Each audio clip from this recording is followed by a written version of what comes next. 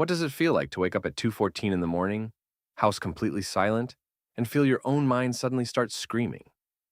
She isn't thinking about anything specific. Not a deadline, not a fight, not a fear she could even name if you asked her. She's just awake, heart pounding, palms damp, a tight fist somewhere behind her ribs that won't let go. By morning, she'll put on a blazer, walk into a meeting, and laugh at a joke like nothing happened. Nobody will know. That's the part nobody talks about. Anxiety doesn't always look like panic. Sometimes it looks like a perfectly composed person, smiling, nodding, functioning, while a storm rages quietly underneath. And here's the question that took decades of research, thousands of therapy sessions, and millions of sleepless nights to even begin answering. What if anxiety isn't a flaw in you at all? What if it's something we've been completely misunderstanding? That question is where this whole story begins. Right now, hundreds of millions of people around the world are living with an anxiety disorder. Not a bad day, not a case of nerves before a big meeting. A daily, physical, exhausting war happening inside a body that, from the outside, looks completely fine. And the strange thing is, almost every single one of them believes somewhere deep down that they are the only one who feels this broken. That belief is the loneliest lie anxiety tells. And it might be the most dangerous part of the entire story. Let's call her Maya. Not her real name, but her story. You'll recognize it, because some version of it is probably yours too. Maya was the reliable one, the friend who remembered birthdays, the employee who never missed a deadline. On paper, she had it together, but underneath, she was running a background program that never turned off, a quiet, constant calculation of everything that could go wrong. A late reply from a friend became evidence she'd upset them. A minor mistake at work became proof she was a fraud. She wasn't overreacting, at least not in her own mind. She was just paying attention, preparing, protecting herself from a disaster that never actually came. For years, Maya thought something was broken in her. She thought she was weak, dramatic, too sensitive for a world other people seemed to move through so easily. But here's what she didn't know, what most of us don't know. Her brain wasn't broken. It was doing exactly what it was built to do. Deep in your skull, about the size of an almond, sits a small structure called the amygdala. Its entire job, for millions of years of human evolution, has been one thing: keep you alive. Back when danger meant a predator in the grass, that fist-tightening, heart-racing, can't-breathe feeling saved lives. It sent blood to your legs so you could run.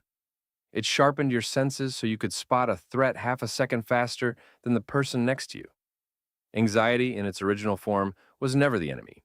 It was the alarm system that kept your ancestors from getting eaten.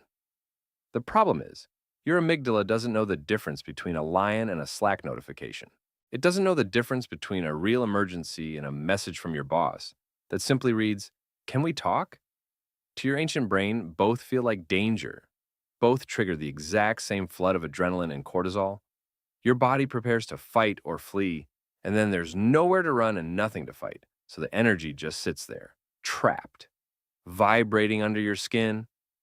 That's the tightness in your chest. That's the racing thoughts at 2 a.m. It isn't weakness. It's ancient hardware running on modern software it was never designed for. And this is the first truth nobody tells you. Anxiety isn't a personality flaw. It's a smoke detector doing exactly its job. It's just gone off in a kitchen that isn't actually on fire. But here's where it gets more interesting. Because if anxiety is just an overprotective alarm, why does it feel so personal? Why does it seem to know exactly which insecurities to poke, which memories to replay, which worst-case scenario will hurt the most? That's the second truth. Anxiety doesn't only protect you from danger. It protects you from things you already decided were dangerous, based on what happened to you before. If you grew up in a home where love felt conditional, your anxiety might show up as people-pleasing, a constant scan for disapproval. If you were once blindsided by a loss, your anxiety might show up as an inability to relax, because some part of you learned that comfort is exactly when disaster strikes. Anxiety isn't random. It's a map of every place you've ever been hurt, redrawn as a warning system.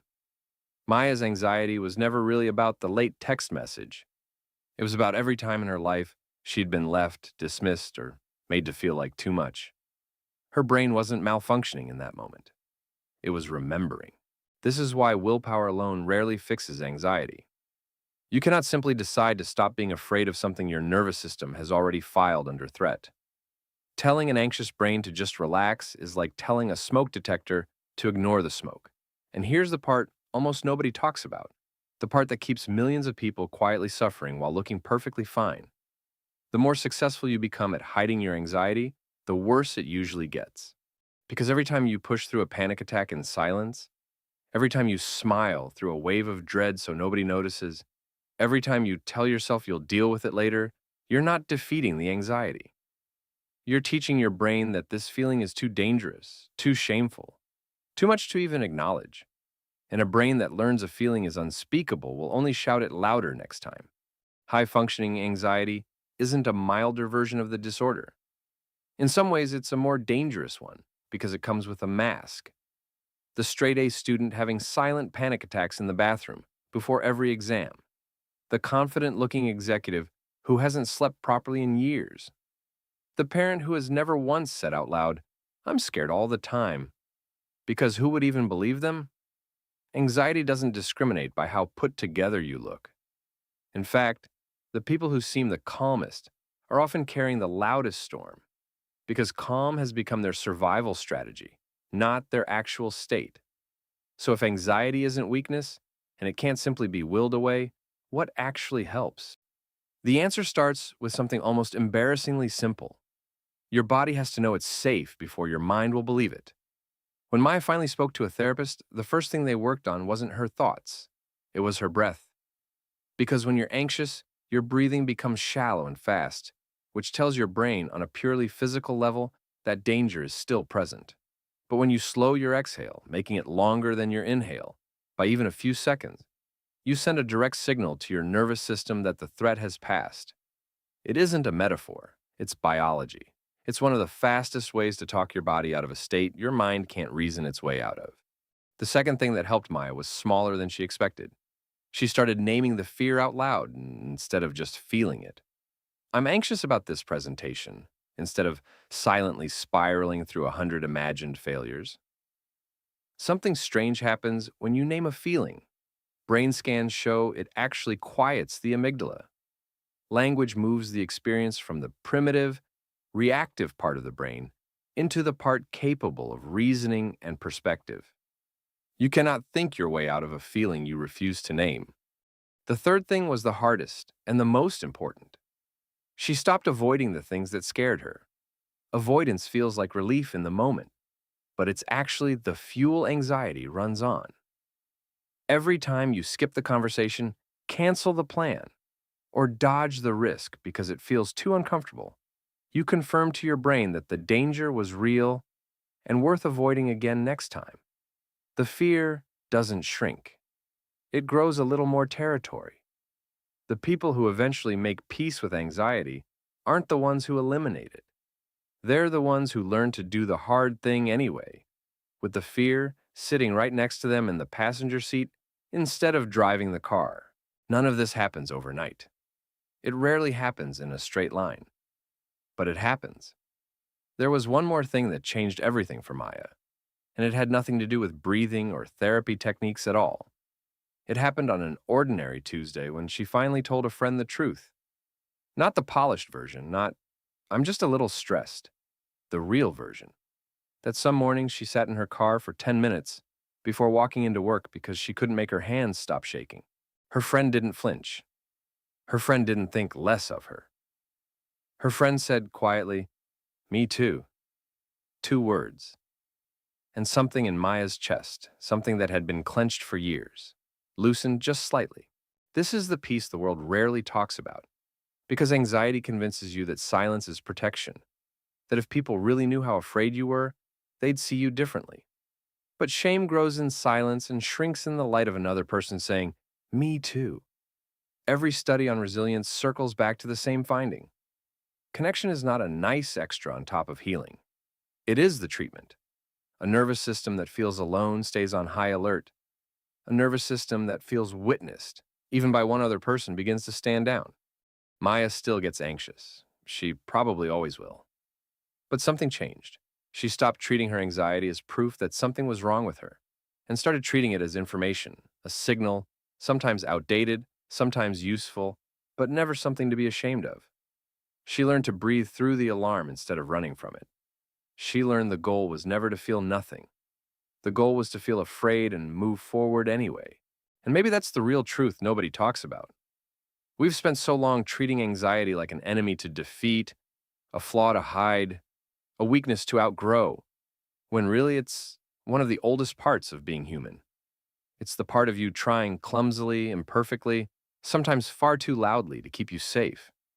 You're not broken because you feel this.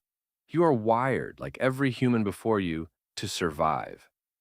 The work was never to silence that wiring. It's to finally listen to what it's actually trying to say, and then gently teach it that it's safe to stand down. Because somewhere tonight at 2:14 in the morning, someone else is lying awake with their heart racing, certain they're the only one who feels this way. They're not. They never were. And if you're the one lying awake right now, this is the part where you finally get to exhale.